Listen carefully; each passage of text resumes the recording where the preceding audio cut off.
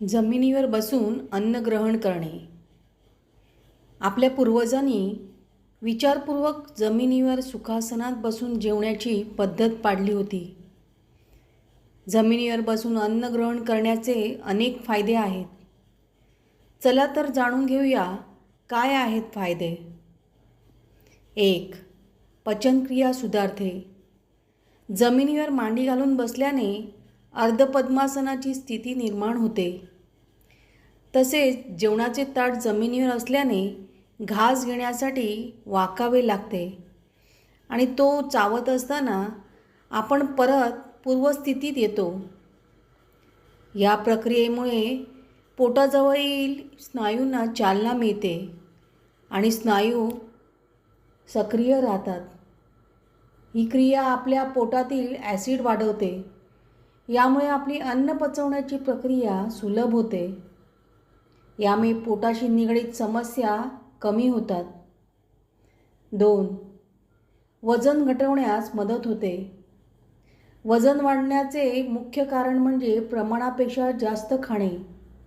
जमिनीवर बसून जेवल्याने वेगस नव भूक व जेवणाच्या प्रमाणावर नियंत्रण ठेवू शकते, कारण ती योग्य वेळी मेंदू व पोटाला तृप्त झाल्याचे संकेत देते.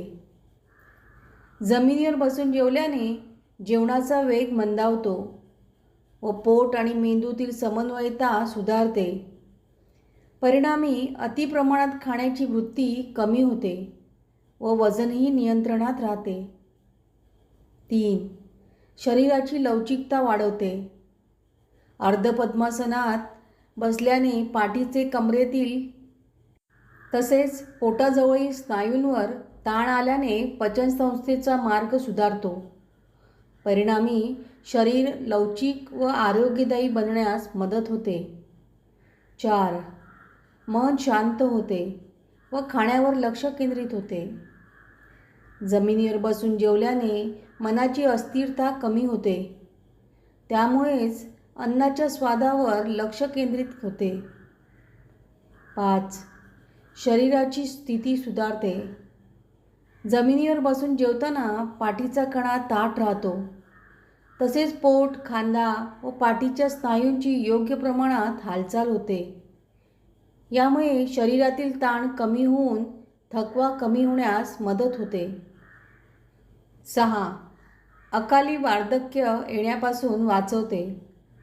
जेवण्याची ही पारंपरिक पद्धत तुम्हाला अकाली वार्धक्य येऊ देत नाही, कारण अशा प्रकारे बसून जेवल्याने पाठीचा मणका आणि पाठीशी संबंधित विकार होत नाहीत.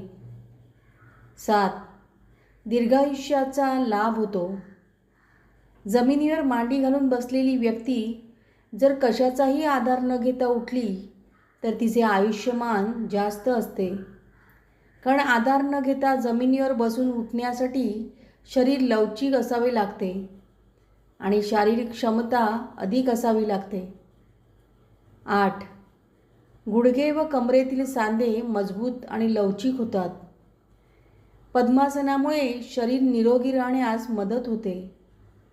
पचनसंस्थेसोबत सांधेदुखीचा त्रासही होत नाही. गुडघा, घोटा व कमरेतील सांधे जेवताना सतत वाकवावे लागल्याने लवचिक होतात आणि सांध्यातील स्निग्धता टिकून राहते. यामुळे अनेक विकार दूर होण्यास मदत होते आणि शरीर निरोगी राहते.